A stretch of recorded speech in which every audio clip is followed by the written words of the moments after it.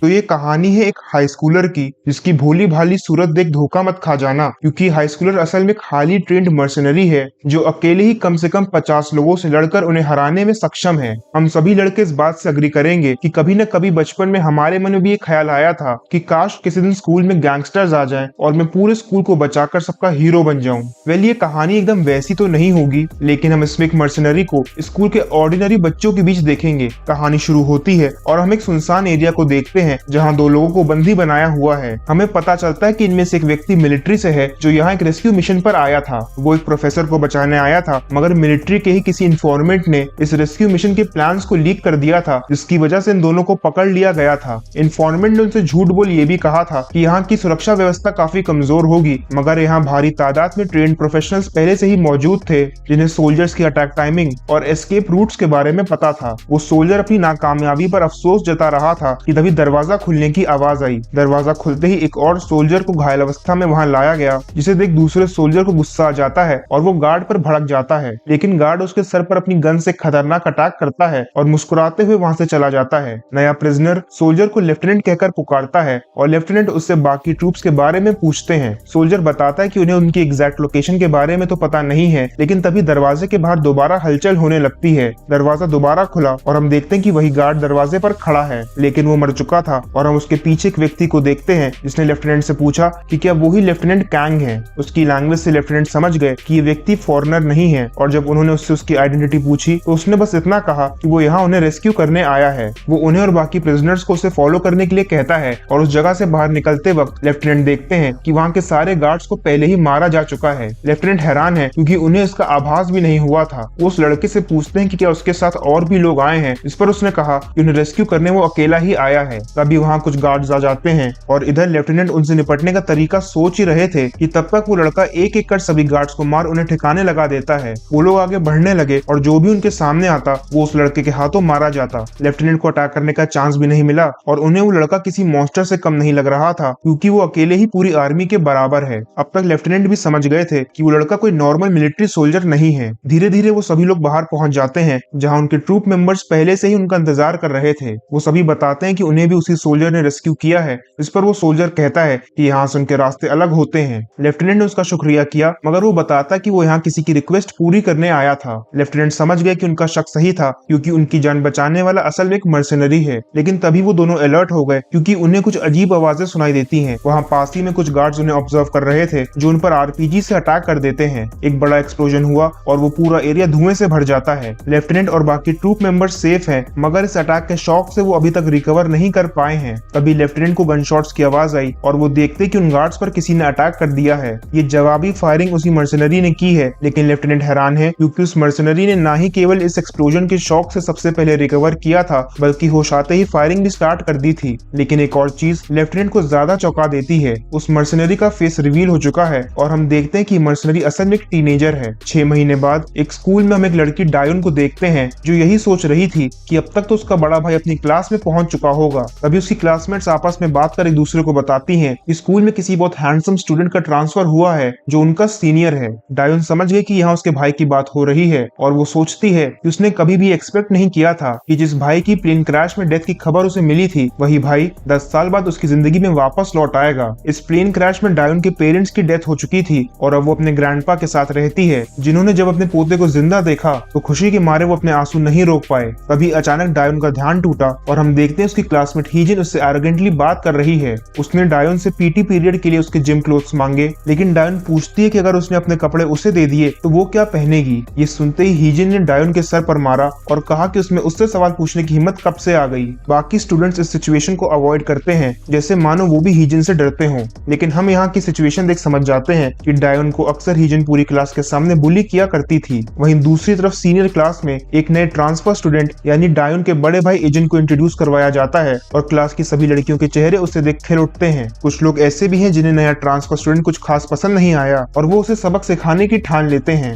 एजन अपनी सीट की तरफ जा रहा था कि तभी एक स्टूडेंट ली ने झटके से उसे गिराने के लिए अपना पैर उसके सामने कर दिया, मगर एजन तुरंत वहीं रुक जाता है और ली सोचता है कि उसकी टाइमिंग तो परफेक्ट थी, फिर भी एजन ने इतनी जल्दी रिएक्ट कैसे किया। एजन ली को घूरे जा रहा था और तभी उसे अपने लेफ्टिनेंट की बातें याद आती हैं। जी हाँ, एजन वही मर्सनरी है और उसके लेफ्टिनेंट ने उसे किसी भी सिचुएशन में फाइट ना करने के ऑर्डर्स दिए थे। एजन ने उनसे से बात करते वक्त कहा था कि वो फॉरेन कंट्री में बिना किसी डेटा के कभी भी अपनी जान खतरे में नहीं डालेगा। उसने अपनी जिंदगी के 10 साल बैटलफील्ड पर गुजारे हैं, तो ऐसी नौसिखियों वाली गलती वो कभी भी नहीं करेगा। मगर उसकी बातें सुन लेफ्टिनेंट की हवाइयां उड़ गईं और उन्होंने क्लैरिफाई किया कि वो एजेंट से फाइट करने को इसलिए मना कर रहे हैं क्योंकि उन्हें एजेंट की नहीं बल्कि उसके ओपोनेंट की चिंता है। ये सब याद करते हुए एजेंट ली की इस हरकत को इग्नोर कर वहां से चला गया और बेवकूफ ली को ये लगा कि एजेंट उससे डर गया है। एजेंट अपनी सीट पर आता है जहां उसे उसका पहला दोस्त पार्क मिला जो खुद को इंट्रोड्यूस करता है और साथ ही उसे बताता है कि ली की वो हरकत उसने भी देखी थी। उसने उसे क्लास के बुलीज ली और ह्यूजन के बारे में बताया और साथ ही उनसे सावधान रहने की चेतावनी दी। क्लासेस शुरू हुई और एजेंट अपने एनवायरनमेंट को नोटिस करने लगा।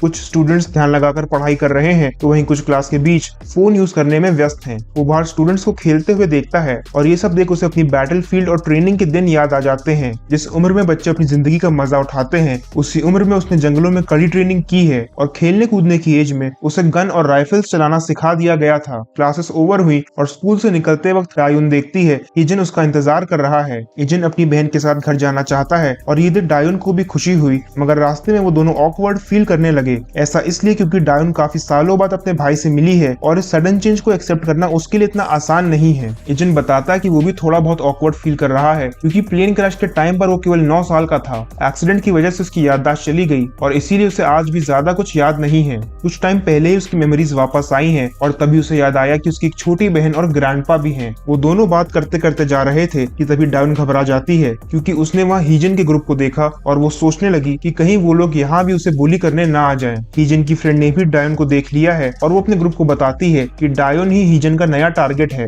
हीजन की फ्रेंड ने डायोन से पूछा कि क्या वो अपने बॉयफ्रेंड के साथ है, इस पर वो हड़बड़ाते हुए कहती है कि ईजन उसका भाई है। इसी के साथ वो ईजन से भी झूठ बोलते हुए उस लड़की को अपना फ्रेंड बताती है, मगर सिचुएशन बिगड़नी शुरू हो चुकी थी। उसकी क्लासमेट उसका मजाक उड़ाते हुए पूछती है कि क्या वो दोनों वाकई दोस्त हैं, और ये सुन ईजन उनके ग्रुप को घूरने लगता है। उसका ऐसे घूरना एक बुली को पसंद नहीं आया और उसने ईजन से आंखें नीचे करने को कहा, मगर ईजन बिना पलक झपकाए एक टक उसे घूरे जा रहा था और जब उस बुली से ये बर्दाश्त नहीं हुआ तो वो ईजन से लड़ने आ जाता है। उसने पूछा कि क्या वो अपनी बहन के सामने कूल बनने की कोशिश कर रहा है, लेकिन ईजन उसे देख उसकी बॉडी एनालाइज करने लग जाता है। कोई वेपन ना होने के बावजूद भी वो लड़का उसे डिफेंसलेसली अप्रोच कर रहा था। ईजन उसे बड़े आराम से मजा चखा सकता है, लेकिन उसे लेफ्टिनेंट की बातें याद है तो वो उसे इग्नोर करने की सोचता है। लेकिन उस बुली को ईजन का बिहेवियर पसंद नहीं आया और उसने उसका कॉलर पकड़ लिया। वो उसे मारने ही वाला था कि तभी डायोन उससे माफी मांगने लगती है। वो कहती है कि उसका भाई अब्रॉड से आया है जिसे यहाँ के कल्चर के बारे में ज्यादा जानकारी नहीं है। उसे माफी मांगते देख बुलीज उसका मजाक उड़ाने लगते हैं, मगर ईजन रियलाइज करता है कि डायोन डर के मारे कांप रही है। ईजन ने तुरंत उस बुली का हाथ हटाया और जरा से फ्लिक से ही उस बुली को तेज दर्द होने लगा। ईजन डायोन के पास गया और अपने ब्लेजर से उसका मुंह ढकते हुए उसे वहीं इंतजार करने को कहता है। तभी उस बुली ने ईजन पर पीछे से अटैक करने की कोशिश की, लेकिन ईजन पहले अटैक कर उसे दूर फेंक देता है। ईजन ने स्कूल के पहले दिन ही लेफ्टिनेंट से किया हुआ प्रॉमिस तोड़ दिया और उस बुली की ये हालत देख उसके दोस्त सहम जाते हैं। इससे पहले कि दूसरा बुली कुछ कर पाता, ईजन एक झटके में उसके पास पहुंच उसे पंच करता है, इससे वो भी बेहोश हो जाता है। ईजन की फ्रेंड ईजन का डेडली लुक देख इतना ज्यादा डर गई कि उसके पसीने छूटने लगे। डायोन ने भी ब्लेजर हटाया और अपने सामने का दृश्य देख वो सोचने लगी कि आखिर कुछ ही पलों में यहाँ हुआ क्या। ईजन उस लड़की को छोड़ डायोन के पास जाता है और कहता है कि उन्हें अब घर चलना चाहिए। ईजन का मुस्कुराता चेहरा देख उस लड़की को यकीन नहीं हुआ कि ये वही लड़का है जिसका चेहरा देख थोड़ी देर पहले उसके पसीने छूट रहे थे। घर जाते वक्त डायोन ईजन से कहती है कि इस कंट्री में किसी को घूरना उसका अपमान करने जैसा है।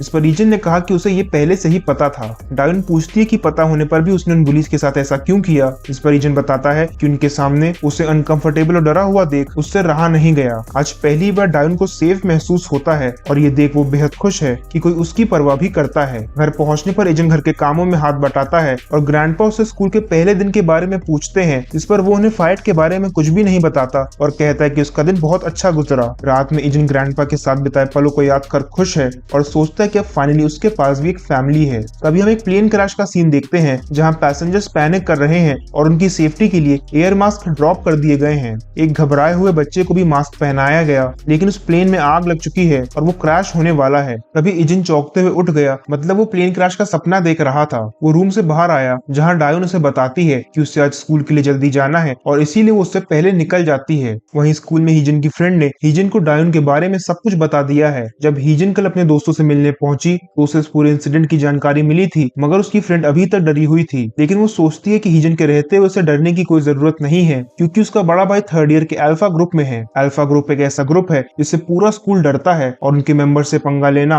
अपनी स्कूल लाइफ की धज्जियां उड़ाने जैसा है। आगे हम देखते हैं कि हीजन डायोन को दोबारा हिट करती है और उसे उसके साथ चलने को कहती है। डायोन ने पूछा कि कहाँ जाना है, इस पर हीजन कहती है कि क्या बड़े भाई के स्कूल में आने की वजह से वो अपनी औकात भूल गई है। उसने उसे चुपचाप फॉलो करने को कहा, जिसके बाद वो उसे एक सुनसान जगह पर लाकर बुली करने लगती है। हीजन ने उससे कल के इंसिडेंट के बारे में पूछा और कहा कि उसे क्या लगा उसका बड़ा भाई उसके दोस्तों को मारकर इतनी आसानी से बच जाएगा। वो धमकाती है कि उसके साथ उसके भाई की स्कूल लाइफ भी नरक बना देगी, क्योंकि जिन लोगों को हीजन ने कल मारा था वो हीजन के भाई के दोस्त हैं और अब तक उनकी गैंग उसके क्लास में पहुंच चुकी होगी। डायोन गुस्से में चिल्लाती है कि इसमें उसके भाई का कोई कसूर नहीं है, लेकिन हीजन उसे थप्पड़ मारकर चुप करा देती है। डायोन को लगा कि उसकी वजह से उसके भाई की स्कूल लाइफ भी खराब हो जाएगी और इसीलिए वो तुरंत उसे बचाने के लिए उसके क्लास की तरफ भागने लगती है। वहीं हीजन की क्लास में ली और ह्यूजिन पार्क को बुली कर रहे हैं। वो उस पर इरेजर से निशाना लगाते हुए अपने हेडशॉट स्किल्स की प्रैक्टिस कर रहे हैं। ली एक और बार इरेजर फेंकता है, मगर इस बार उसकी इरेजर ईजन के बैग से टकराकर गिर जाती है। ली और ह्यूजिन को ईजन का इंटरफेरेंस पसंद नहीं आया और उन्होंने स्कूल के बाद उसे सबक सिखाने की ठान ली। पार्क ईजन से पूछता है कि क्या वो स्कूल के बाद फ्री है, क्योंकि वो उसे शहर घुमाना चाहता है, लेकिन ईजन डिनाई करते हुए बताता है कि उसे अपनी बहन के साथ घर जाना है। पार्क ने उसकी बहन का नाम पूछा और डायोन नाम सुनते ही उसके चेहरे पर मायूसी छा जाती है। वो ईजन को बताता है कि उसकी बहन इस समय एक दर्दनाक स्कूल लाइफ जी रही है।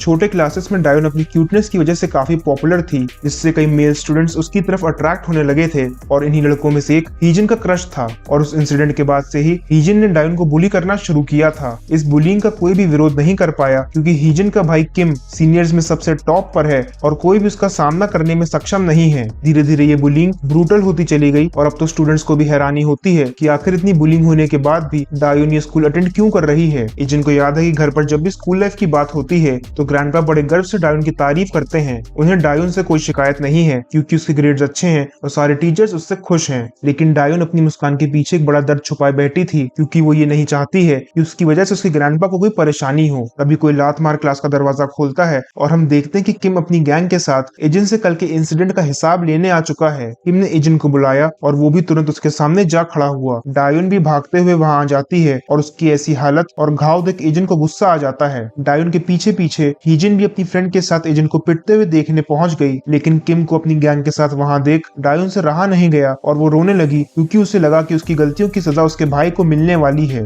उसे रोते देख ईजन कहता है कि उसे माफी मांगने की कोई जरूरत नहीं है, क्योंकि गलती असल में बुलीज की है। इसके बाद ईजन ने एक एक कर बुलीज को मारना शुरू किया और कोई भी बुली उसके अटैक्स का जवाब नहीं दे पा रहा था। कुछ ही सेकंड्स में गैंग के सभी मेंबर्स बेहोश हो गए और किम समझ नहीं पाया कि आखिर ऐसा कैसे मुमकिन है। साथ ही में क्लास के बाकी लोग डायोन और हीजन भी शॉक्ड हैं, क्योंकि उन्होंने आज से पहले कभी भी ऐसी फाइट नहीं देखी थी। किम को लगा कि ईजन केवल थोड़ी बहुत ट्रिक्स जानता है और यही सोचते हुए वो उस पर अटैक कर देता है, मगर ईजन ने उसका अटैक आराम से ब्लॉक कर लिया। किम ने दूसरी तरफ से अटैक किया, लेकिन ईजन उसका पैर पकड़ उसे पंच करता है और एक ही पंच में किम का सर चकरा जाता है। किम के सामने ईजन ऐसे एक्सप्रेशनलेस खड़ा है जैसे कि ये सब उसके लिए बच्चों का खेल हो। उसने किम के फेस पर किक किया और इसी के साथ उसकी पूरी गैंग ईजन से हार जाती है। किसी को भी यकीन नहीं हुआ कि स्कूल का टॉप क्लास सीनियर इतनी आसानी से कैसे हार सकता है। इसके बाद ईजन हीजन की तरफ बढ़ने लगा और वो डर गई, क्योंकि उसे लगा कि शायद ईजन उसे भी नहीं बख्शेगा, मगर डायोन ईजन को रोक लेती है, जिस पर वो उससे पूछता है कि क्या ये वही लोग नहीं है जो उसे इतने सालों से बुली करते आ रहे हैं। डायोन को समझ नहीं आया कि आखिर ईजन को बुलिंग वाली बात कैसे पता चली, पर वो किसी को उसके हक के लिए लड़ते देख मनी मन खुश भी हो रही थी।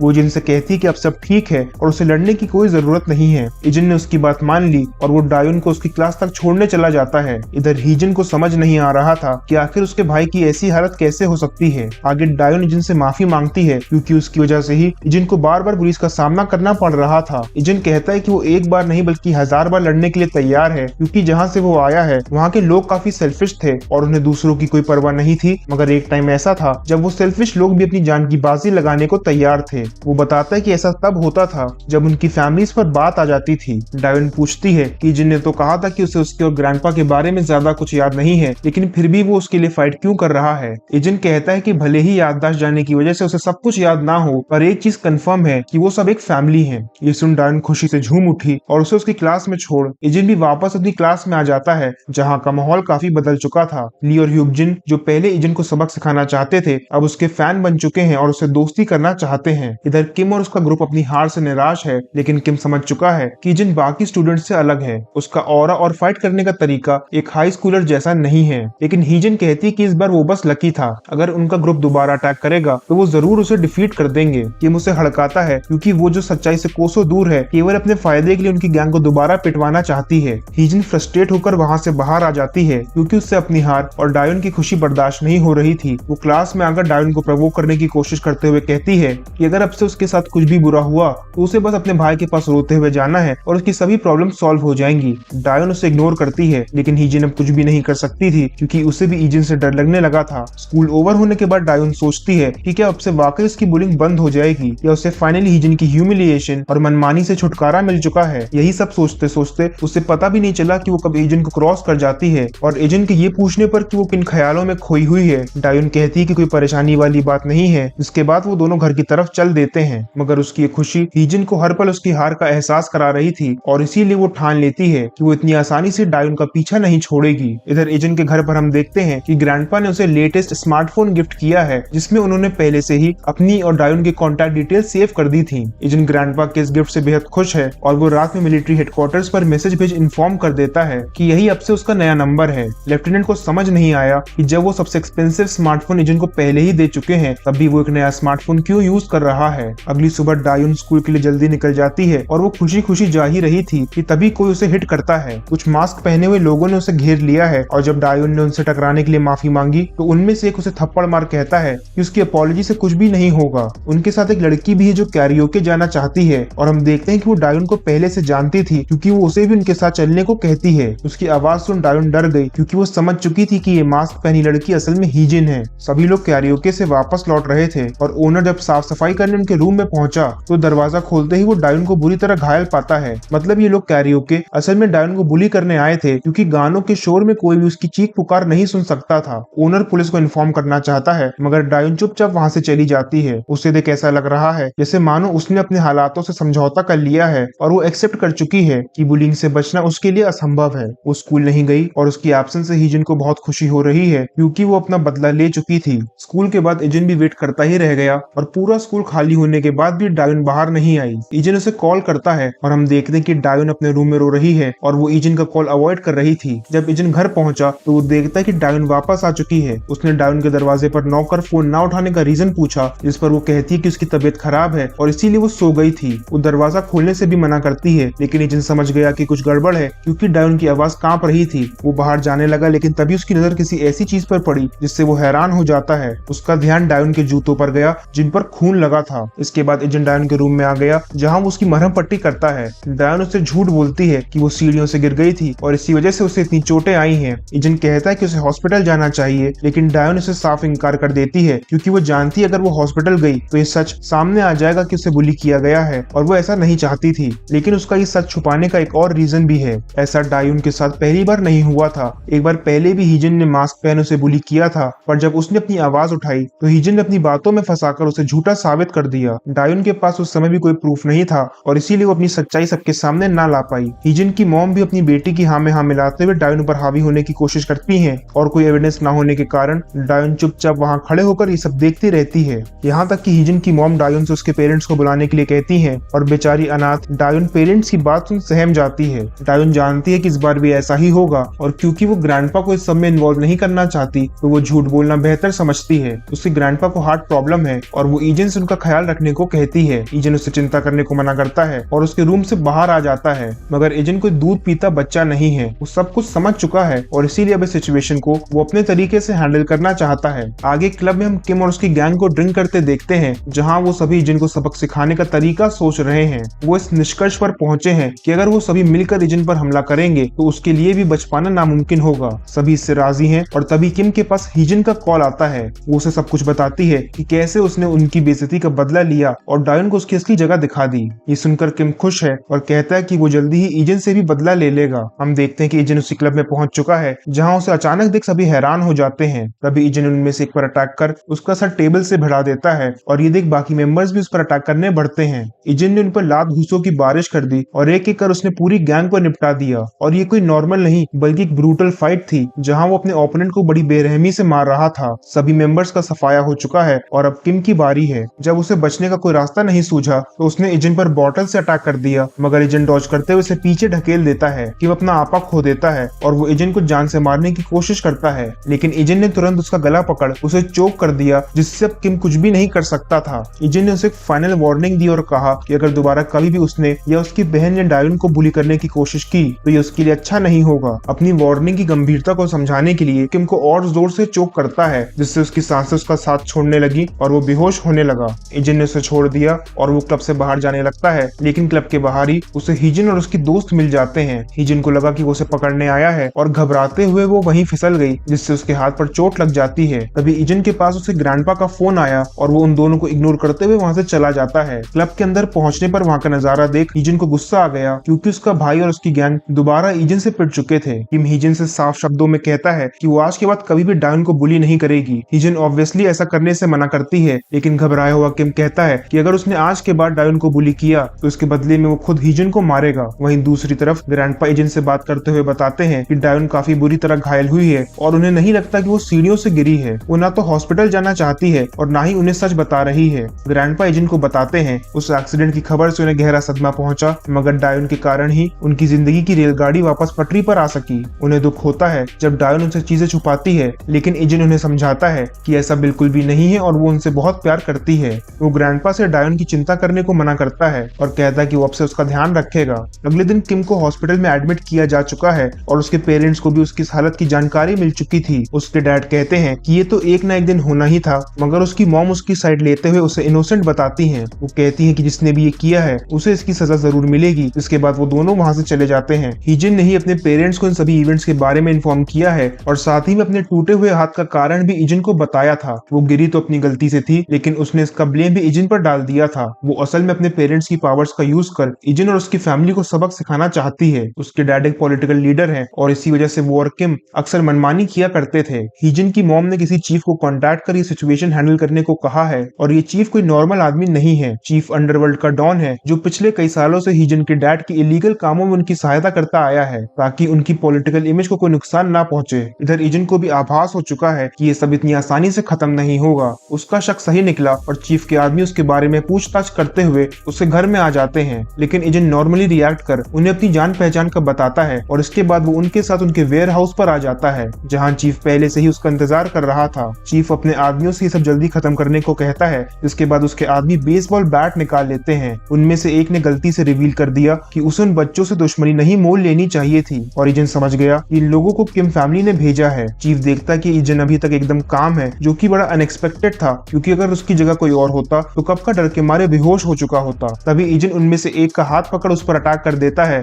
और जब दूसरे ने उस पर बेसबॉल बैट से अटैक किया तो उसने डॉज न करते हुए उसके बैट को हाथ में फंसा लिया और चीफ के आदमी पर लगातार कई अटैक्स कर दिए। इजन का फाइटिंग स्टाइल देख चीफ समझ गया कि वो कोई ट्रेंड प्रोफेशनल है। इजन ने चीफ के आदमियों को डिफीट कर दिया है और अब चीफ मैदान में उतरता है। इजन को लगा कि चीफ एक इजी टारगेट होगा, लेकिन ऐसा बिल्कुल भी नहीं था। चीफ अचानक से उस पर मल्टीपल अटैक्स कर देता है, लेकिन इजन उसके अटैक्स को डॉज करते हुए उसे नीचे से पंच करने की कोशिश करता है, मगर चीफ के इंस्टिंक्ट्स भी फास्ट हैं। वो इजन का पैटर्न समझ गया और उसने उसे पीछे ढकेल दिया, लेकिन चीफ ने केवल उसे पुश नहीं किया था, बल्कि वो उस पर अटैक करने में भी सफल हो गया था। चीफ उससे उसकी रियल आइडेंटिटी पूछता है, जिस पर इजन ने कहा कि वो बस एक हाई स्कूलर है। चीफ जानता है कि वो झूठ बोल रहा है, क्योंकि ऐसे फाइट करना हाई स्कूलर तो क्या बड़े बड़े गैंग लीडर्स के लिए भी इम्पॉसिबल है। इसके बाद इजन अपना बैटल स्टैंस ले लेता है, जिसकी जरूरत उसे आज से पहले कभी भी नहीं पड़ी थी। मतलब चीफ एक स्ट्रॉन्ग ओपोनेंट है। फाइट का दूसरा राउंड शुरू हुआ और दोनों में इंटेंस बैटल होने लगी। दोनों एक दूसरे को बराबर की टक्कर दे रहे थे और जैसे ही चीफ ने एक फाइनल पंच करने की कोशिश की, इजन ने उसका अटैक ब्लॉक कर लिया। उसने लगातार कई अटैक्स कर चीफ को धूल चटा दी और वो भी इजन के सामने धराशाही हो जाता है। चीफ ये तो समझ नहीं पाया कि आखिर इजन कौन है, लेकिन एक चीज उसे क्लियर हो चुकी थी, वो ये कि किम फैमिली ने गलत आदमी से पंगा ले लिया है। वहीं इजन के डैड अपने ऑफिस में बाकी सबके साथ चीफ की कॉल का इंतजार कर रहे थे।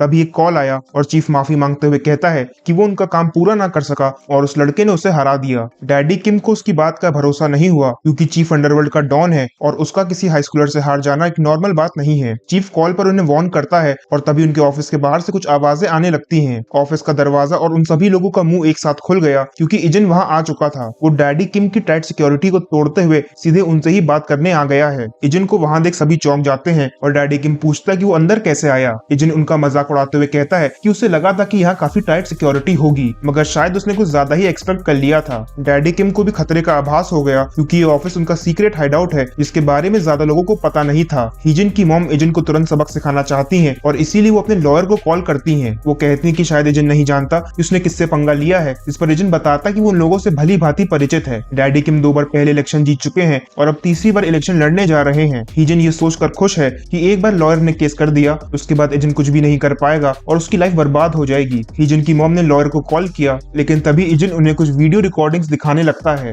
ये उन सभी लोगों की वीडियोस हैं जिन्हें आज तक इजन ने बुली किया है और उसके सारे काले कारनामों का प्रूफ इजन के पास है। वीडियोस को देख सभी लोगों के पैरों के नीचे से जमीन खिसक गई। इजन की भी रूह कांप गई और उसकी मॉम ने तुरंत कॉल कट कर दिया। इजन ने यहाँ आने से पहले ही सारी सीक्रेट इन्फॉर्मेशन इकट्ठी कर ली थी और वो पूरी तैयारी के साथ आया था। इजन शेरनी से भीगी बिल्ली बन गई और इजन बताता है कि उसके पास किम की भी वीडियोस हैं, क्योंकि ये दोनों भाई बहन अक्सर लोगों को बुली कर उनकी वीडियोस बनाया करते थे। डैडी किम पूछता है कि क्या वो ये सब इसीलिए कर रहा है क्योंकि उनके बच्चों ने उसकी बहन को बुली किया था। इजन जवाब देता है कि जैसे वो हर बात में अपने बच्चों की साइड लेता है वैसे ही वो भी अपनी बहन को प्रोटेक्ट करना चाहता है। डैडी किम मामला संभालने के लिए कहता है कि वो उसकी बहन के सारे मेडिकल बिल्स चुका देगा और उसे माला माल कर देगा। अगर वो चाहे तो हिजन उसकी बहन से अपोलोजाइज भी करेगी, लेकिन इजन को इस सब में जरा भी इंटरेस्ट नहीं है और वो अपनी डिमांड सामने रखता है। वो चाहता है कि किम और हिजन हमेशा हमेशा के लिए उसकी बहन की नजरों से दूर चले जाएं। डैडी किम कांपते हुए तुरंत उसकी बातें मानने को तैयार हो जाता है और कहता है कि वो दोनों को अब्रॉड भेज देगा। हिजन और उसकी मॉम दोनों इस डिसीजन से हैरान और नाखुश थे, पर इस समय वो कुछ भी नहीं कर सकते थे।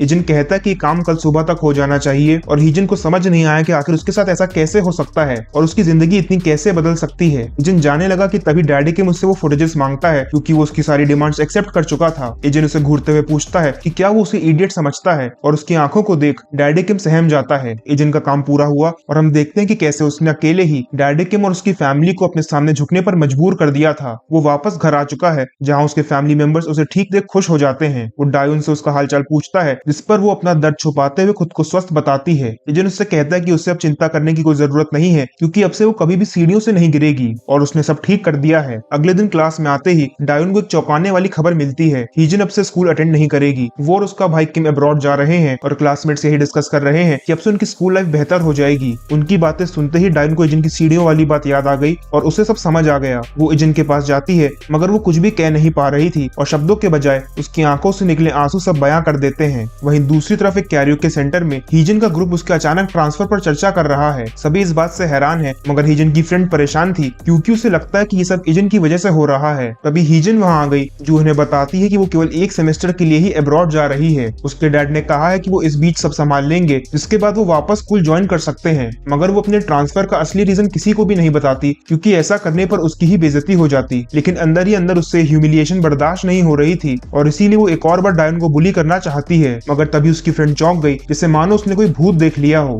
हिजन आगे कहती है कि वो जाने से पहले एक और बार डायन का रोता हुआ चेहरा देखना चाहती है। उसे पता है कि उसके ग्रैंडपा एक वॉचमैन है तो वो अपनी मॉम से कहकर उन्हें भी नौकरी से निकलवाना चाहती है। तभी कोई पीछे से कहता है कि उसका यहाँ आने का डिसीजन बिल्कुल सही था और जब हिजन ने पीछे देखा तो वो सहम गई क्योंकि मास्क पहने ईजन वहाँ आ चुका था। लेकिन जैसे डायोन को बुली करते वक्त ईजन ने अपनी पहचान छुपाई थी वैसे ही ईजन भी अपनी आइडेंटिटी छुपाता है और कहता है कि वो ईजन नाम के किसी व्यक्ति को नहीं जानता। वो आगे कहता है कि यहाँ तो बड़ी अच्छी कॉन्वर्सेशन चल रही है और वीडियो में प्रेजेंट सारे लोग भी यहाँ मौजूद हैं। वो ये भी बताता है कि ये वही जगह है जहाँ डायोन को बुली कर उसकी वीडियो बनाई गई थी। सभी लोग ये सुनकर कांपने लगे और ईजन कहता है कि कैरियोके सेंटर में इतनी शांति अच्छी नहीं लग रही है तो क्यों ना थोड़ा म्यूजिक बजाया जाए। जिसके बाद वो रूम का दरवाजा बंद कर देता है। लेकिन ये बस एक शुरुआत है क्योंकि असली तूफान अभी आना बाकी था। दूसरी तरफ डैडी किम हिजन के अचानक चले जाने से नाराज हैं कि तभी उनका सबऑर्डिनेट घबराते हुए उनके पास आ जाता है। हम देखते हैं कि किम और हिजन की वीडियोस पब्लिक हो चुकी हैं और उनकी काली करतूतें नेशनल हेडलाइंस बन गई हैं। न्यूज में बताया जा रहा है कि गवर्नमेंट स्कूल वायलेंस के खिलाफ सख्त नियम और कानून बना रही है। मगर हैरानी की बात यह है कि किम और हिजन रिस्पेक्टेड पॉलिटिकल लीडर के बच्चे हैं। वहीं आगे हम इजन को चीफ के साथ देखते हैं जो उससे पूछता है कि उसने ऐसा क्यों किया। उसे लगा था कि इजन ने वीडियोस केवल अपनी बहन को प्रोटेक्ट करने के लिए ली थी मगर उसने तो वीडियोस पब्लिक कर दी हैं। हमें पता चलता है कि जब इजन उन वीडियोस को देख रहा था तो वो समझ गया कि वो पॉलिटिशियन से डील कर रहा है जो अगर पावर में आ गए तो उसकी असली आइडेंटिटी जान लेंगे और ऐसा वो कभी भी होने नहीं देना चाहता था। चीफ कहता है कि उसे ऐसा नहीं करना चाहिए था क्योंकि डैडी किम उसे छोड़ेगा नहीं। इस पर इजन कहता है कि वो कुछ भी नहीं कर सकेगा। न्यूज अभी बाकी है। डैडी किम के भी सभी क्राइम्स जैसे वोटिंग फ्रॉड्स और मनी लॉन्ड्रिंग रिवील हो चुके हैं और उनकी पूरी पार्टी की इन्वेस्टिगेशन के ऑर्डर्स मिले हैं। चीफ ने इजन को लीडर के बच्चों की वीडियोस दी थी मगर उसने लीडर की भी वीडियोस चुरा ली थी और एक ही झटके में उसने लीडर की पूरी फैमिली का सफाया कर दिया था। अगले दिन से स्कूल में शांति छा चुकी है और तभी डायोन का मैसेज आता है जिसमें वो इजन को अपने फ्रेंड्स के साथ हैंग आउट करने की सलाह देती है। तभी पार्क उसे ग्रीट कर पूछता है कि क्या आज वो फ्री है और इजन के हाँ कहने पर वो उसे स्कूल के बाद उसके साथ चलने के लिए कहता है। तभी ली और ह्यूकजिन भी वहाँ आ जाते हैं जो कहते कि उन्होंने ऐसे रूमर सुने हैं कि इजन की वजह से ही किम सिबलिंग्स का ट्रांसफर हुआ है और उसने अकेले ही किम और उसकी गैंग की दोबारा धुलाई की थी। इजन इस सबसे इनकार करता है मगर किम सिबलिंग्स की जाने की खुशी ली और ह्यूकजिन उसके साथ सेलिब्रेट करना चाहते हैं। इजन बताता है कि उसके पार्क के साथ प्लान्स हैं हैं, जिस पर ली खतरनाक टोन में पार्क से पूछता है कि क्या वो दोनों भी उन्हें ज्वाइन कर सकते हैं। पार्क इसे तुरंत राजी हो गया क्योंकि उन्हें मना करना उसके बस की बात नहीं है। कभी हम देखते हैं कि क्लास में 2 नए स्टूडेंट्स का ट्रांसफर हुआ है जिन्हें बाकी स्टूडेंट्स पहले से ही जानते थे। लड़की का नाम यूना है जो इस कंट्री की सबसे बड़ी SW कॉर्पोरेशन के CEO की ग्रैंड डॉटर है, और उसके साथ उसका पर्सनल सेक्रेटरी और बॉडीगार्ड सुकजू है जो बचपन से ही उसके साथ पला बड़ा है। ये दोनों अमेरिका में 2 साल पढ़ाई करने के बाद वापस स्कूल ज्वाइन कर रहे हैं और इसीलिए ज्यादातर स्टूडेंट्स इन्हें पहले से ही जानते हैं। यूना की खूबसूरती देख लड़के पिघल गए, मगर सुकजू और इजन एक दूसरे को ही घूरे जा रहे थे। यूना ने इजन को देखा और उससे वो कोई सेलिब्रिटी लगा, मगर सुकजू बताता है कि उसे पिछले हफ्ते जो डेटा मिला था उसमें इस न्यू स्टूडेंट की कोई इन्फॉर्मेशन नहीं थी। आगे पार्क इजन से पूछता है कि वो स्कूल के बाद कहाँ जाना चाहता है, लेकिन क्योंकि इजन ज्यादा कुछ नहीं जानता था तो वो डिसीजन पार्क पर ही छोड़ देता है। पार्क PC कैफे सजेस्ट करता है और तभी इजन को लेफ्टिनेंट की क्लासेस याद आ जाती हैं। स्कूल ज्वाइन करने से पहले लेफ्टिनेंट ने इजन को हाई स्कूलर्स की पसंद नापसंद की जानकारी दी थी। बेसिकली इजन को एक नॉर्मल स्टूडेंट लाइफ जीने का तरीका सिखाया गया था। PC कैफे एक ऐसी जगह है जहाँ कई हाई एंड कंप्यूटर्स होते हैं और लोग पैसे देकर पॉपुलर गेम्स खेलने के लिए वहाँ अक्सर जाते हैं। वहीं स्कूल के बाद सुकजू यूना को इजन के बारे में इन्फॉर्म करता है। वो 19 साल का लड़का है जिसका रिसेंटली ही स्कूल में ट्रांसफर हुआ है। वो डायोन का बड़ा भाई है, मगर ये सुन यूना हैरान हो जाती है क्योंकि उसे लगता था कि डायोन के ग्रैंडपा के अलावा इस दुनिया में इसका और कोई नहीं है। सुकजू से प्लेन क्रैश के बारे में भी बताता है, पर एक चीज जो उसे परेशान कर रही थी वो ये कि इजन जिसे सब मृत समझते थे अचानक जिंदा कैसे हो गया और उसका उसी स्कूल में ट्रांसफर कैसे हो सकता है। इसे यूना और सुकजू अटेंड करने वाले थे। सुकजू आगे कहता है कि उन्हें इजन को प्रॉपर्ली इन्वेस्टिगेट करना होगा। इधर PC कैफे में इजन अपने नए दोस्तों के साथ गेम्स खेलने में बिजी है। मजे की बात यह है कि वो उन सभी में वर्स्ट प्लेयर है और वहीं पार्क एक गेमिंग प्रोडिजी है। घर लौटते वक्त उसे डायोन मिलती है और वो उससे उसकी स्कूल लाइफ के बारे में पूछता है। डायोन जवाब देती है कि उसे एक लंबे समय बाद स्कूल जाने में मजा आया और वो इस कंफर्टेबल लाइफ से खुश है। रात में इजन डिनर कर अपने रूम में आ गया और तभी उसके पास लेफ्टिनेंट का कॉल आ जाता है। लेफ्टिनेंट उसके हालचाल और स्कूल लाइफ के विषय में पूछते हैं, मगर जब इजन ने कोई जवाब नहीं दिया तो उन्हें लगने लगा कि कहीं इजन ने स्कूल में किसी का मर्डर तो नहीं कर दिया है। लेकिन इजन बताता है कि कुछ छोटी मोटी प्रॉब्लम्स थी जिन्हें उसने सॉल्व कर लिया है। ये जानकर लेफ्टिनेंट की जान में जान आई और वो इजन से ध्यान रखने को कहते हैं। अगले दिन स्कूल में इजन के फ्रेंड्स ये डिस्कस कर रहे हैं कि अगर सुकजू और इजन में फाइट हुई तो कौन जीतेगा।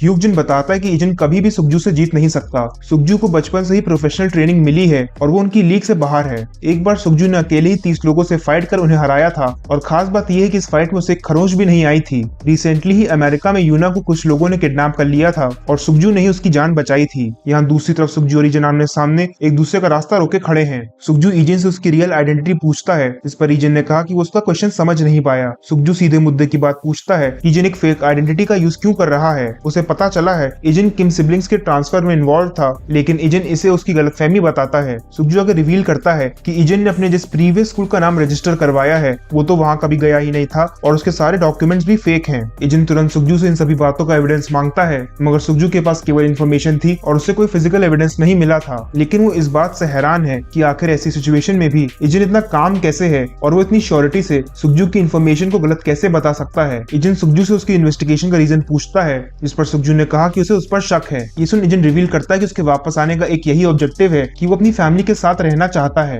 इधर यूना भी डायोन से उसके भाई के बारे में पूछताछ करने आ चुकी है।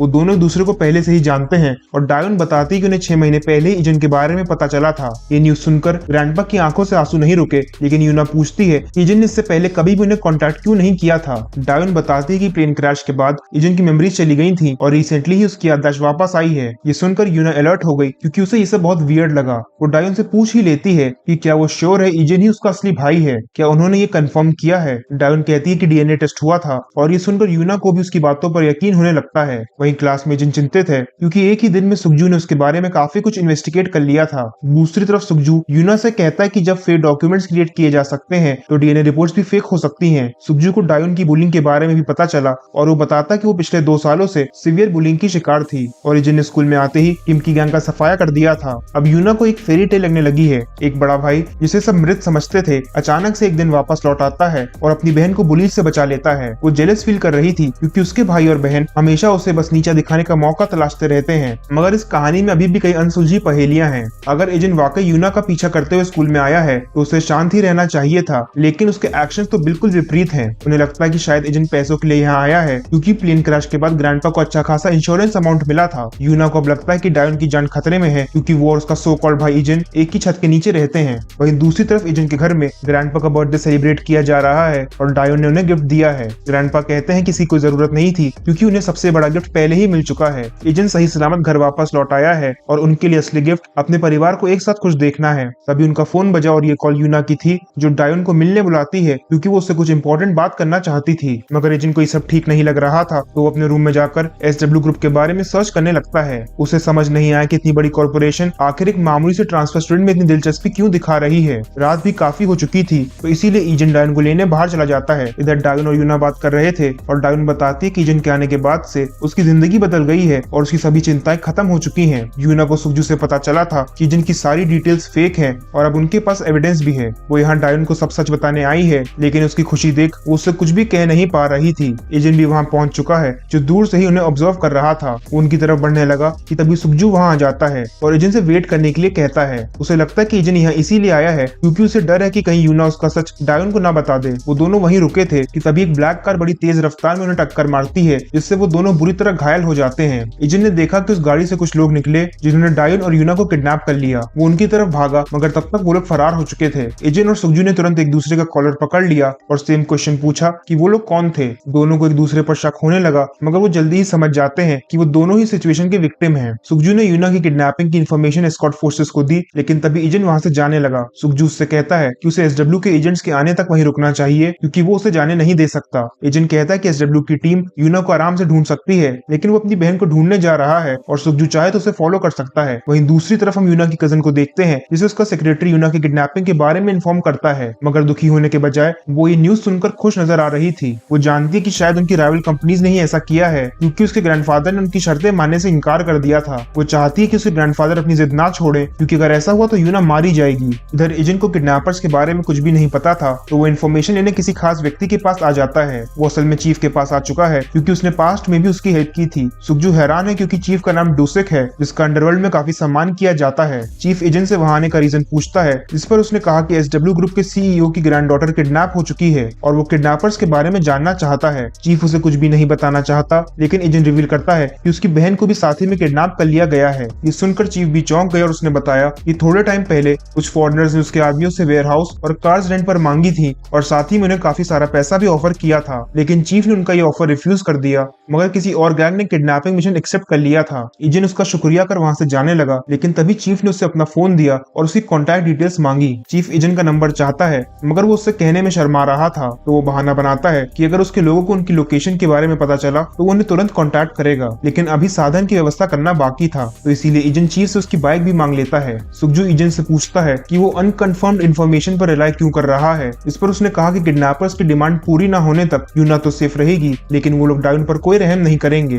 सुखजू एजेंट के क्विक रिस्पॉन्स से हैरान है और कहता है कि वो उसे फॉलो करेगा। इसके बाद एजेंट डायोन को बचाने निकल पड़ता है। इधर डायोन और यूना को किडनैप कर एक वेयरहाउस में लाया गया है, लेकिन यूना की किडनैपिंग का रीजन पूछने पर वो लोग उसे कुछ भी नहीं बताते हैं। वो डायोन को बस इसीलिए लाए थे क्योंकि वो यूना के साथ थी, लेकिन क्योंकि उसका कोई यूज नहीं है तो किडनैपर्स का लीडर उसे जान से मारने को कहता है, मगर यूना उसे धमकाती है कि अगर उन्होंने डायोन को हाथ भी लगाया तो अपनी टंग बाइट कर सुसाइड कर लेगी और किडनैपर्स अपना ऑब्जेक्टिव पूरा नहीं कर पाएंगे। लीडर को लगा कि यूना केवल उन्हें डरा रही है, तो उससे सुसाइड करने को कहता है, लेकिन तभी उसे कुछ आवाज आई और हम देखते हैं कि यूना अपने होठों को काट अपनी बहादुरी का प्रमाण दे देती है। ये देख किडनैपर्स ने डायोन को छोड़ दिया और कहा कि वो बाद में उसे डील कर लेंगे, लेकिन यूना ने ऐसा इसलिए भी किया था क्योंकि उसे विश्वास है कि थोड़ी ही देर में सुखजू उसे ढूंढते हुए वहां आ जाएगा। यूना का विश्वास सच साबित हुआ क्योंकि एजेंट और सुखजू वेयरहाउस पहुंच चुके हैं। सुखजू को एजेंट की इन्फॉर्मेशन पर भरोसा हो गया है, लेकिन एजेंट तुरंत अंदर जाने लगता है। सुखजू ने उसे रीइंफोर्समेंट्स के आने तक इंतजार करने को कहा, मगर वो जानता कि डायोन के पास इतना समय नहीं है और इसीलिए वो एक एक कर गार्ड को साइलेंटली बेहोश करने लगता है।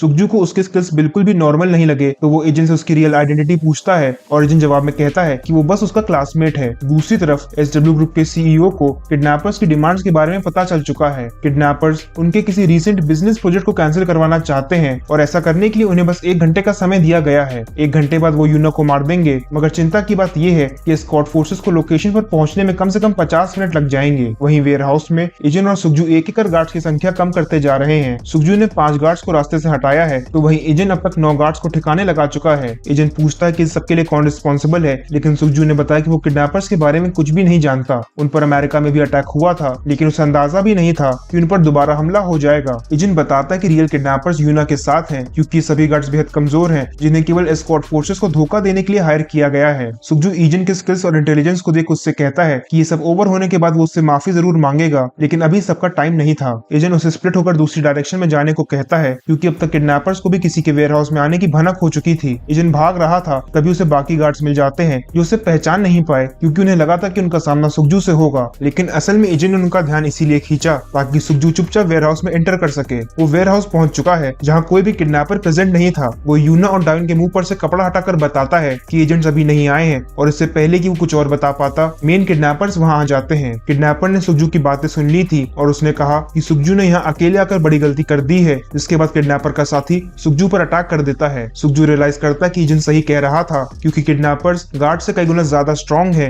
मगर सुखजू भी कम नहीं था। उसे बचपन से ऐसी ही सिचुएशंस के लिए ट्रेन किया गया है और उसकी ट्रेनिंग साफ दिख रही थी। उसने कुछ ही मूव्स में किडनैपर को ओवर पावर कर लिया, लेकिन मेन किडनैपर कहता है कि ये कोई फ्रेंडली फाइट नहीं है। तभी किडनैपर ने सुखजू पर नाइफ से अटैक कर दिया जिससे वो बुरी तरह जख्मी हो जाता है। सुखजू समझ बैठा था कि बेयर हैंड फाइट होगी, मगर लीडर कहता है कि उनकी फाइट्स में कोई रूल नहीं होता। जिसके बाद उसका साथी सुखजू पर नाइफ से लगातार अटैक करता है। सुखजू डॉज करने की कोशिश कर रहा था, लेकिन धीरे धीरे उसकी इंजरीज बढ़ती जा रही थी। जब तक उनकी फाइट चल रही थी तब तक लीडर ने डायोन को मारने का डिसीजन लिया और उसने उसकी तरफ नाइफ फेंका, मगर यूना उसके आगे आ गई और यूना को बचाने के लिए सुखजू उसके सामने आकर खड़ा हो जाता है। किडनैपर के इस अटैक से सुखजू घुटनों पर आ गया, जिसके बाद लीडर अपने साथी से यूना को जिंदा छोड़ बाकी दोनों को मारने के ऑर्डर्स देता है। वहीं दूसरी तरफ चीफ का सेक्रेटरी उससे पूछता है कि आखिर उसने एक हाई स्कूलर की हेल्प क्यों की। उसकी वजह से ही पॉलिटिकल लीडर की फाइल्स लीक हुई थी, जिससे चीफ मुश्किल में पड़ गया था। चीफ कहता है कि उस हाई स्कूलर ने उसे डिफीट किया है और वो अब रिवेंज भी नहीं ले सकता क्योंकि शुरुआत उन्होंने ही की थी, मगर वो उसकी हेल्प करने का रीजन नहीं बताता और मुस्कुराने लगता है जैसे मानो उसके कुछ अलग ही प्लान्स हों। इधर एजेंट सभी गार्ड्स को डिफीट कर वेयर हाउस में आ चुका है और उसे अचानक वहां देख डायोन और यूना के होश उड़ जाते हैं। किडनैपर ये जानकर हंसने लगा कि वो लड़का डायोन का भाई है जो अपनी बहन को बचाने के लिए यहाँ आया है। डायोन भी चीखते हुए एजेंट से भागने को कहती है क्योंकि उसे लगा कि उसका भाई मारा जाएगा, मगर वो बेचारी सच्चाई से अनजान थी। सुखजू नोटिस करता है कि इतनी डेंजरस सिचुएशन में भी एजेंट के एक्सप्रेशन चेंज नहीं हुए हैं और उसे लगने लगा कि शायद वो उन्हें इस सिचुएशन से बचा सकता है। लीडर ने अपने साथी से सबसे पहले एजेंट को मारने के लिए कहा, लेकिन उसके नाइफ अटैक को डॉज करते हुए एजेंट उसी के नाइफ से उस पर हमला कर देता है। इसके बाद एजेंट ने डायोन से आंखें बंद करने को कहा और वो भी तुरंत अपने भाई की बात मान लेती है। एजेंट ने बड़ी तेजी से नाइफ स्विंग किया जिससे उस किडनैपर की चीख निकल गई और उसके हाथ से बहुत खून बहने लगा। इस अटैक से वो बेहोश हो जाता है, लेकिन सुखजू समझ गया कि एजेंट केवल हवा में नाइफ नहीं चला रहा था, बल्कि उसने किडनैपर के मसल्स और लिगामेंट्स को टारगेट कर एक प्रिसाइज अटैक किया था। एजेंट के एक्सप्रेशंस देख लीडर को भी खतरे का एहसास हुआ और उसने भी उस पर नाइफ से अटैक करना चालू कर दिया। लेकिन जहां एजेंट बड़े आराम से उसके सभी अटैक्स को डॉज कर रहा था, वहीं उसके अटैक से लीडर बच ना पाया और जख्मी हो गया। वो समझ गया कि एजेंट की नाइफ टेक्निक उससे बेहतर है, लेकिन वो एक और बार कोशिश करता है और एजेंट उसे ब्लॉक कर उसके फेस पर किक कर देता है। अब लीडर से रहा नहीं गया तो उसने गन निकाल ली, लेकिन तभी एजेंट ने नाइफ फेंक उसका ध्यान भटकाया और तेजी से उसके पास जाकर एक पावरफुल अटैक कर दिया। उसके इस अटैक के सामने लीडर टिक ना सका और वहीं धराशाही हो जाता है। एजेंट के फाइटिंग स्किल्स देख यूना और सुखजू भी सहम गए क्योंकि उसने अकेले ही हाई क्लास क्रिमिनल्स को धूल चटा दी थी। एजेंट डायोन से आंखें खोलने को कहता है और अपने भाई की इंजरीज को देख वो रोने लगती है, मगर ये असल में खुशी के आंसू थे। डायोन को लगा था कि वो दोबारा अपने भाई को खो देगी, लेकिन उसे अपने सामने ठीक देख उसकी आंखें भर आती हैं। अगली सुबह हम एजेंट को हॉस्पिटल में देखते हैं जहां उसका ट्रीटमेंट हो चुका है और वो मेंटल हेल्थ रूम के बाहर किसी का इंतजार कर रहा था। पिछली रात इंसिडेंट के बाद पुलिस और एस्कॉर्ट फोर्सेस वेयर हाउस पहुंच गई, जहां डायोन की हालत देखते हुए यूना ने एजेंट को एक सुझाव दिया। डायोन भले ही बाहर से स्वस्थ लग रही थी, मगर इस इंसिडेंट से उसे भी सदमा पहुंचा था और इसीलिए वो एजेंट से डायोन की प्रॉपर थेरेपी और साइकोलॉजिकल काउंसलिंग कराने को कहती है। एजेंट डायोन का ही इंतजार कर रहा था और कुछ ही देर में वो बाहर आ जाती है। उसने बताया कि चिंता की कोई बात नहीं है, मगर वो अपने भाई से कुछ पूछना चाहती है, लेकिन हिचकिचा रही थी। इंसिडेंट के बाद उसने सिक्योरिटी फोर्सेस को बात करते सुना था कि एजेंट ने अकेले ही ज्यादातर किडनैपर्स का सामना किया था और डायोन यही जानना चाहती है कि आखिर एजेंट इतना अच्छा फाइट करना कैसे जानता है और उसने यहाँ आने से पहले कैसी लाइफ जी है, मगर हिचकिचाहट के कारण वो कुछ भी पूछ ना सकी। तभी यूना वहाँ आ जाती है और हमें पता चलता है कि डायोन और एजेंट के ट्रीटमेंट का खर्चा उसने ही उठाया है। यूना उससे माफी मांगती है क्योंकि उसकी वजह से ही डायोन को सबसे गुजरना पड़ा था। जहाँ वो दोनों बात कर रहे थे, वहीं एजेंट का ध्यान यूना के साथ खड़े बॉडीगार्ड पर था जो उसे एक टक घूरे जा रहा था। सुखजू भी हॉस्पिटल में एडमिट है और क्योंकि डायोन उसका भी शुक्रिया करना चाहती है तो वो सब उससे मिलने चले जाते हैं। डायोन ने उसकी जान बचाने के लिए सुखजू को थैंक्स कहा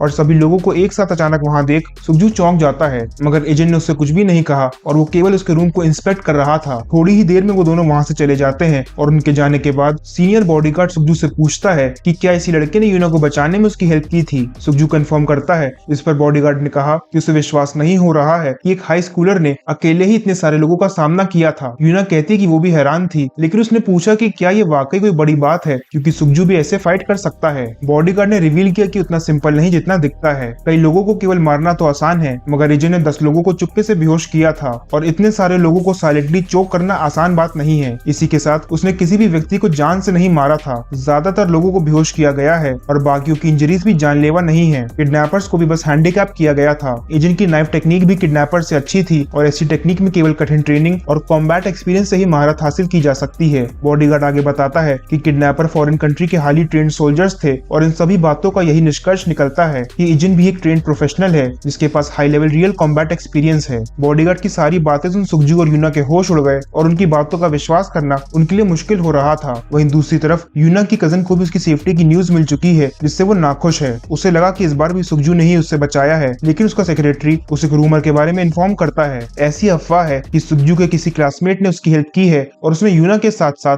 सुखजू की भी जान बचाई है। साथ ही में इस मिशन में सबसे ज्यादा कंट्रीब्यूशन भी उसी का है। यूना की कजन को ये सब एक मजाक लगा, मगर सेक्रेटरी बताता है कि सीईओ भी इस मैटर में दिलचस्पी दिखा रहे हैं। वो तुरंत चौंक जाती है क्योंकि उसके ग्रैंडपा यानी एसडब्ल्यू ग्रुप के सीईओ के इंटरफेरेंस का मतलब है कि ये कोई अफवाह नहीं बल्कि सच है।